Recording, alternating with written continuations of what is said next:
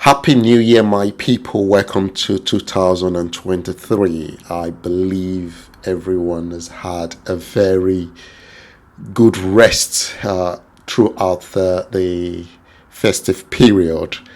Today's date is the 5th of January. That is 5 days after the celebration, the rest, and the enjoyment of Christmas and the New Year celebration. Welcome to Legal Connect, the space where we discuss legal issues, looking at laws affecting Nigerians and Nigeria. On today's episode of Legal Connect, we will continue from where we stopped at the last episode, looking at some of the presidential aspirants that we have vying to become the next president of the Federal Republic of Nigeria.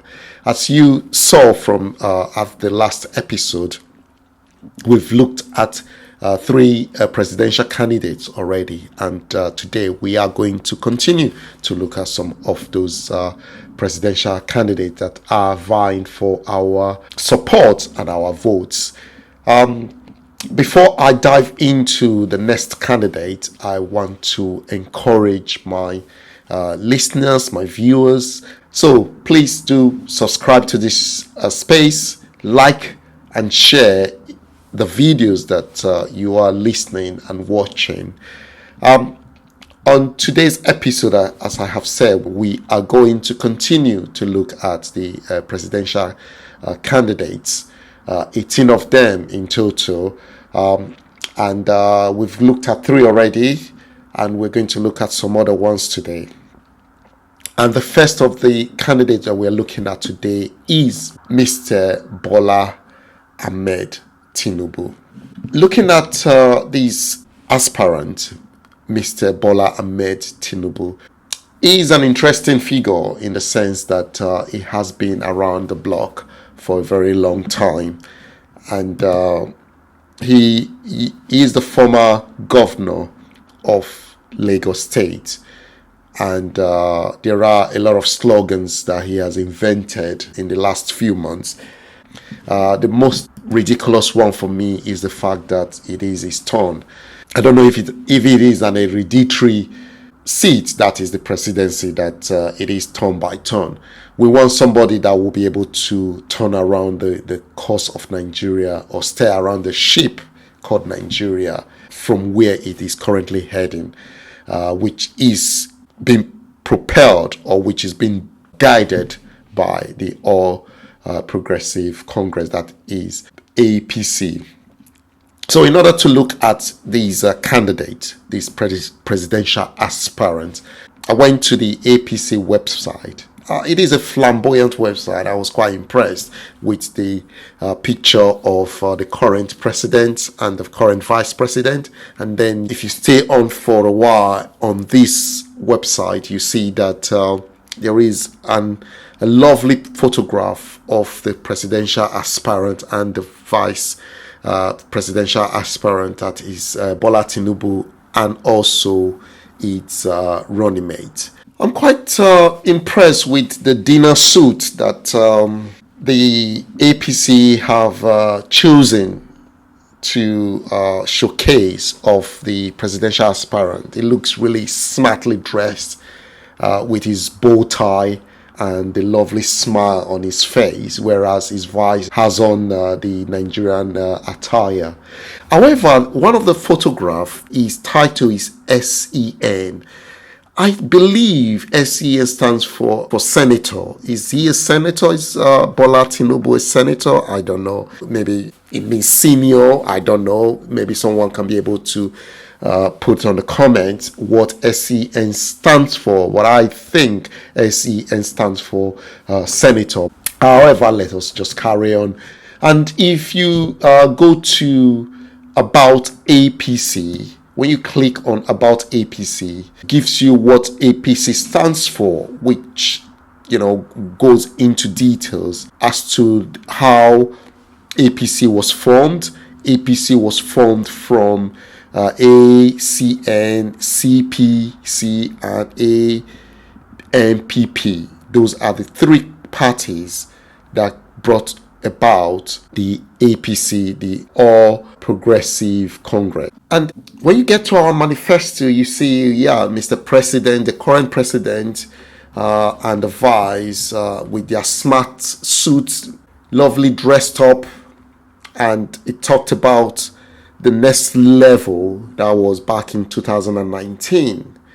And if you compare the next level slogan then to what we are now, are we actually in the next level? That is the question. But then read through the manifesto of APC, because this is APC manifesto. So this is what we're supposed to have enjoyed, or what we're supposed to be enjoying under the current dispensation, the current president. We have 28 sections of what they were going to look at. You have our vision statement. The vision statement is to chart a new course for a better future, to be bound in honor in the resolute search for a new brand of politics that is ideas driven and firmly anchored on the enduring principles of truth, honesty, service, justice, love of country, and more importantly, the pursuit of true democratic values, to be committed to the primary purpose of good governance, which is the welfare of Nigerians, and shall strive to eliminate poverty, create jobs, opportunity for all. That was the vision back in 2019, or even before 2019, during the first tenure of the current government. Have they achieved this vision? Then you click on the next one, which is the mission. There is a host of mission statements. 8 were highlighted: war against corruption, food security, accelerated power supply, integrated transport network, free education, devolution of power, accelerated economic growth, affordable health care. And then we have, 28 sections of what APC government was going to achieve: war against corruption and national orientation, agriculture and food security, transportation, power supply, mineral and steel development, education, healthcare, industrialization, guiding economic policy, access to capital, oil and gas industry, environment, housing, human rights, women agenda issue, mass media and labor, local government system, the Niger Delta, political violence, persons living with disability, prison service and correction centers, foreign policies and international relations, national security and defense, politics and governance, conflict resolution, national unity and social harmony, senior citizen, youth, sport and culture, code of conduct. Those are what the APC government promised us, at least as at 2019. So if APC is presenting a new candidate, we'll be looking at enhancing what these 18 sections have achieved, including the mission, vision statement. But then, unfortunately, our presidential aspirant Bola Tinubu has his own website, just as Atiku also has his own website. Bola Tinubu has his website with his picture and the slogan. This is Jagagba, I believe that's how it's pronounced. And then you can download his manifesto. And you look at his manifesto, it is quite different from the APC manifesto. And I ask myself, are we voting for APC based on APC manifesto? Or are we voting for APC based on Tinubu manifesto? So if you look at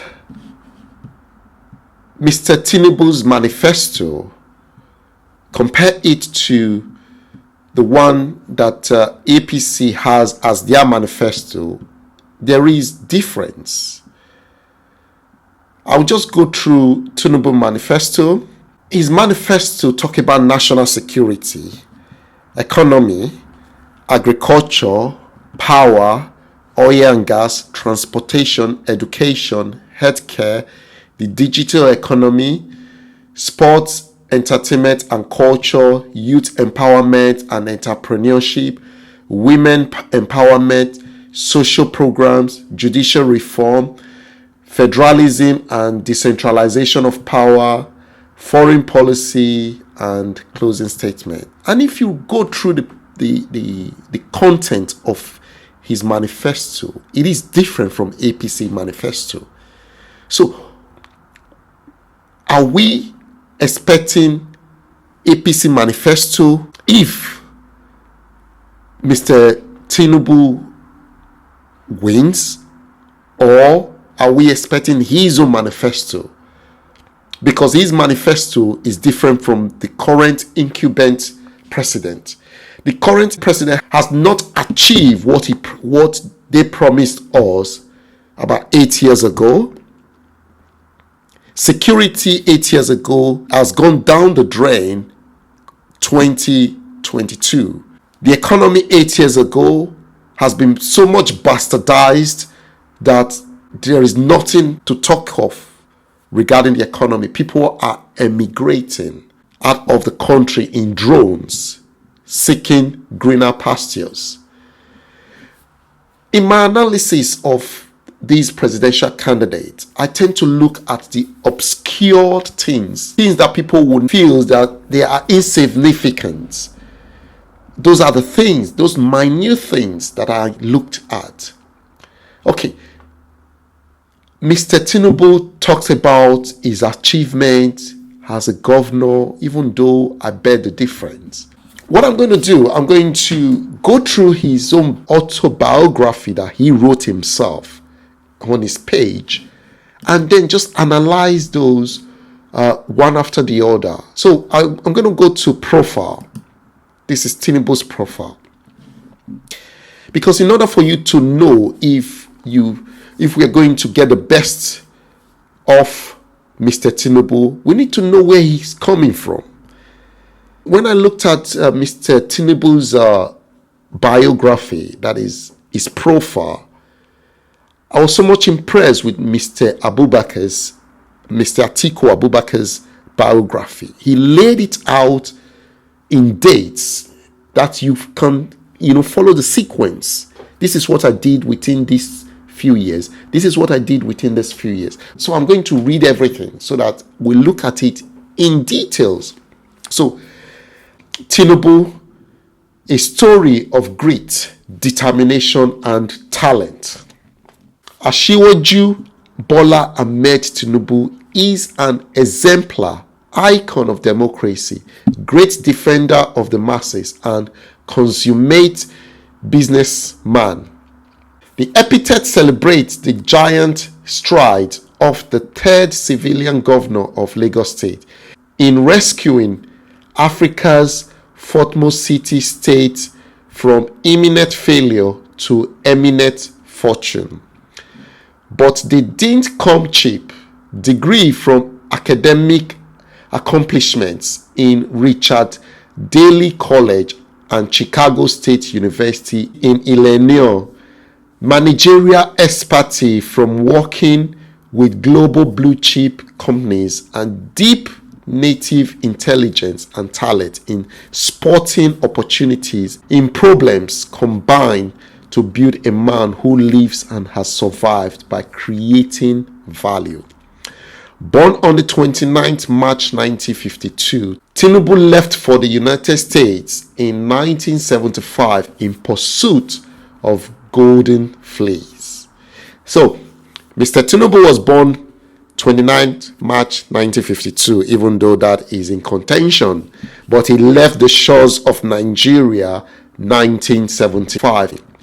To survive in the United States, he worked as a cab driver in Washington, D.C. before he eventually headed for Chicago, where he also engaged in many jobs like door guard, hotel steward, and security man.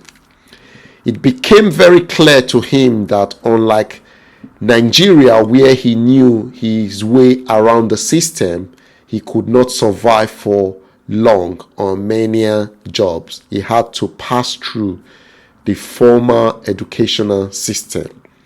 Luckily for him, the government had put in place programs to encourage Black Americans who were deemed unwilling to read to improve themselves. One of such adult education schools was Richard J. Daley College, Illinois. It was set up to prepare students for university education. A student could transfer credit from the community college to the state-owned university. Tinubu enrolled there and used his earnings to support himself. Though he combined the menial job with his education at Richard Daley College, this did not affect his academic performance as he graduated in flying colors, scoring A's in his courses.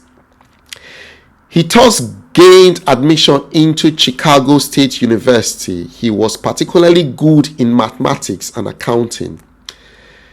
His academic prowess also quickly became apparent at the university, as he was one of the candidates on the dean's list in his first term at the institution. Indeed, one of his favorite lecturers at the institution, Joe Jess, commended his hard work, class participation, and brilliance while urging him to keep up the excellent track record. He took the advice to heart, and at the end of his first year, his brilliance earned him the position of a tutor in the institution. That means his classmates who had difficulty mastering their courses could approach him to teach them. Thus, the university was paying his tuition as he helped in teaching some of his mates. He eventually graduated on top of his class as an accounting major. It was not a surprise that 5 out of the 8 big accounting firms in the United States, including Arthur Andersen, Deloitte, and Touchy, etc., offered to employ him right on the campus. Based on the advice of his tutor, Tinubu settled for Deloitte and Touchy, where he resumed work in June 1979 as a staff of Deloitte and Touchy.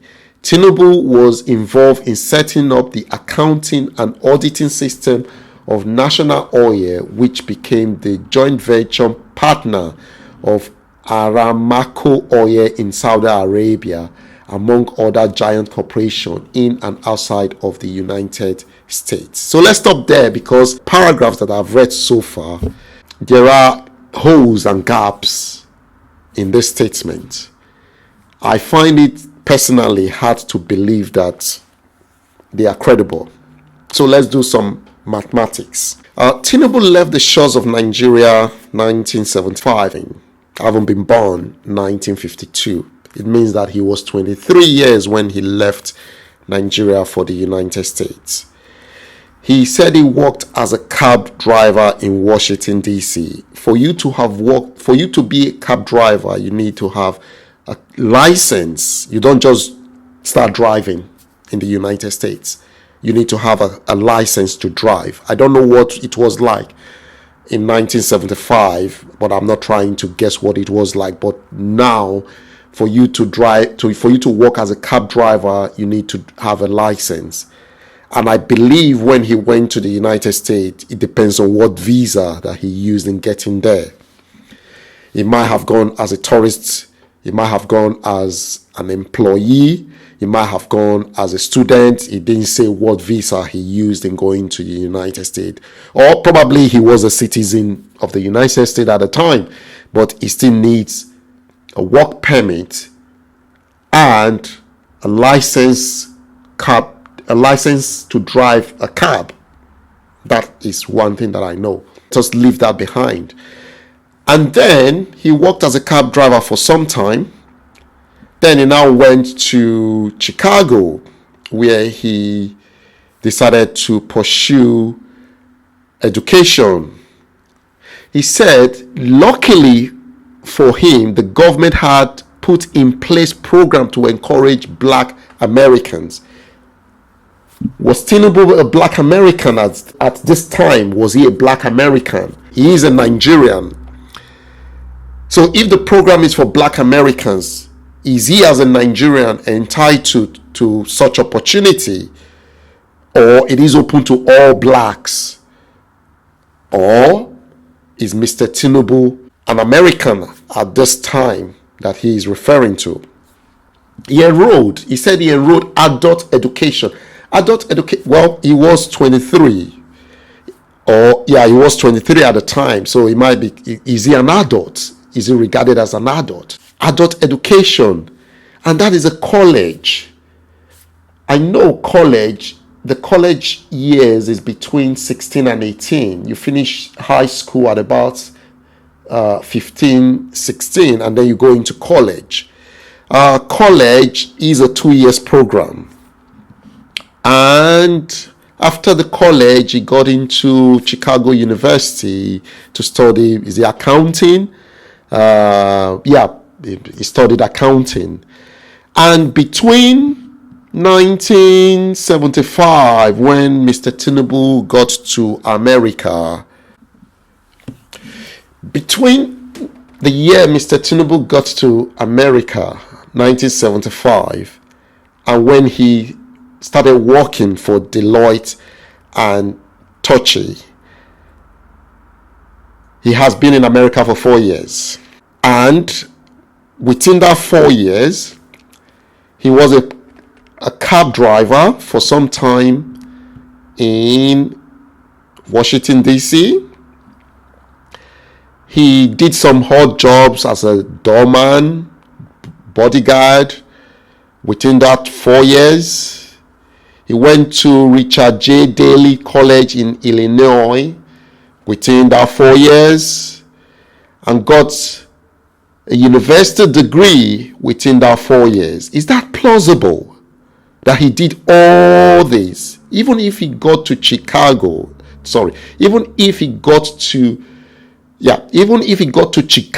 in 1975 and went straight into the university, he would have just finished a 4 years program, unless he's telling me that accounting as at 1975 was a 1 year or 2 year program.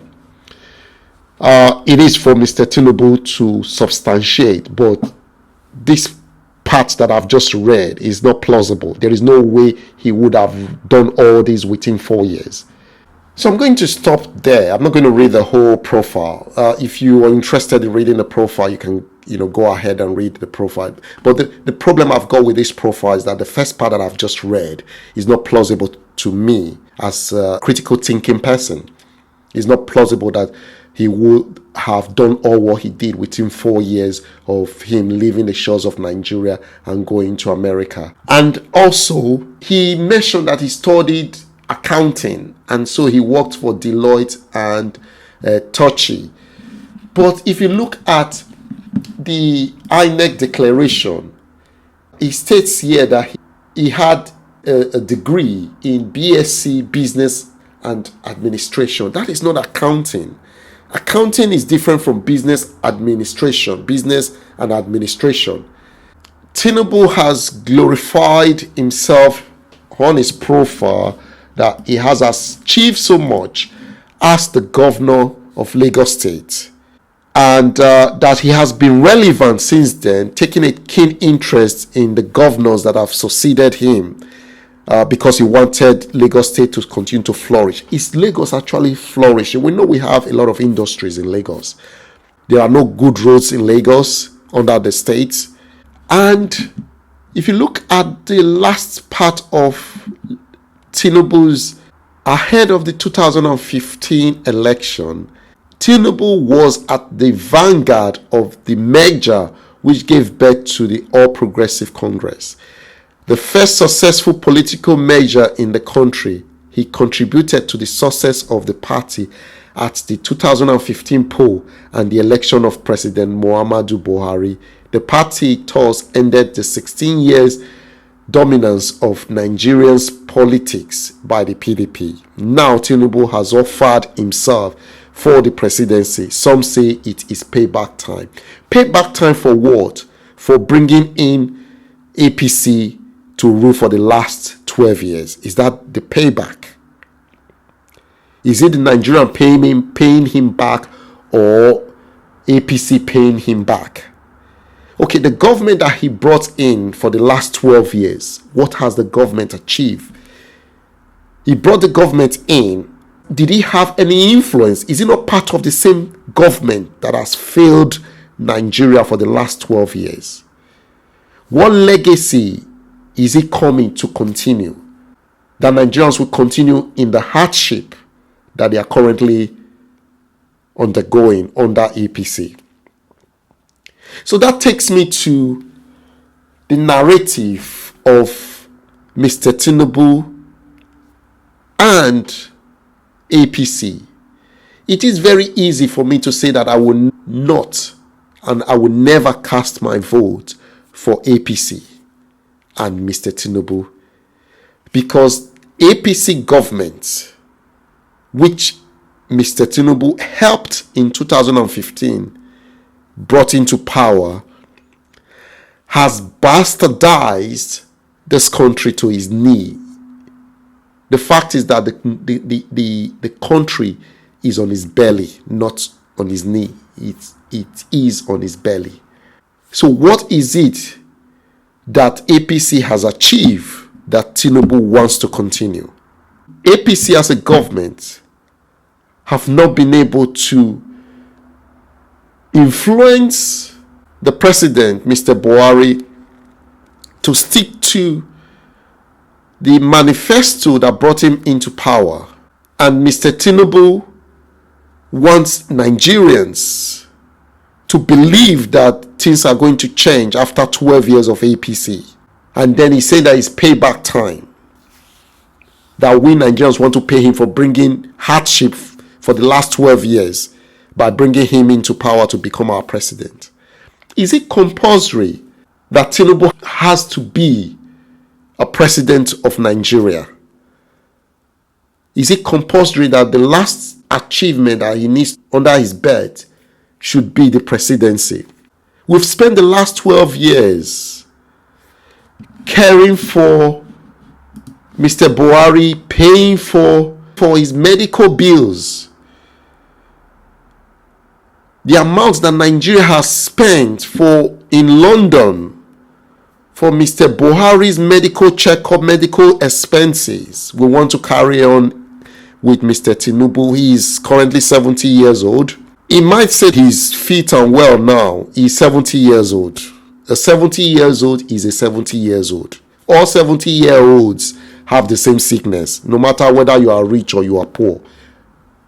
The organs in the body are getting old. No matter how rich you are, you cannot influence those bones there, especially Nigerian 70 years olds. Because if you go to the Western world, you see older people actually checking their weight, managing their health as to what they eat, exercising frequently. Does Tinubu exercise? Is he selective as to what he eats? I don't know.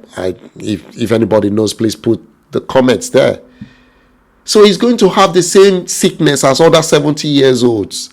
And then we're going to start again in 2023. Flying the president to the UK to go and be sitting in UK under medical observation. We need an agile, able-bodied person to be our president, not a 70 years old Mr. Tinubu. Even if what he achieved as a governor was amazing. That was over 10 years ago. A 70 years old Tinubu cannot be our president, should not and must not be our president, because we are going to spend half of the budget taking care of him in London. The health care that he said he provided in Lagos, has he used it for the last 10 years? Was he using it when he was a governor of Lagos State? These are minute things that we Nigerians need to consider. I'm not disputing that he achieved so much being a governor in 8 years, but that was over 10 years ago. Now Mr. Tinubu is 70 years old. The problem of Nigeria a 70 years old man cannot solve. There is no oracle, no prophet that will be able to wake up those organs.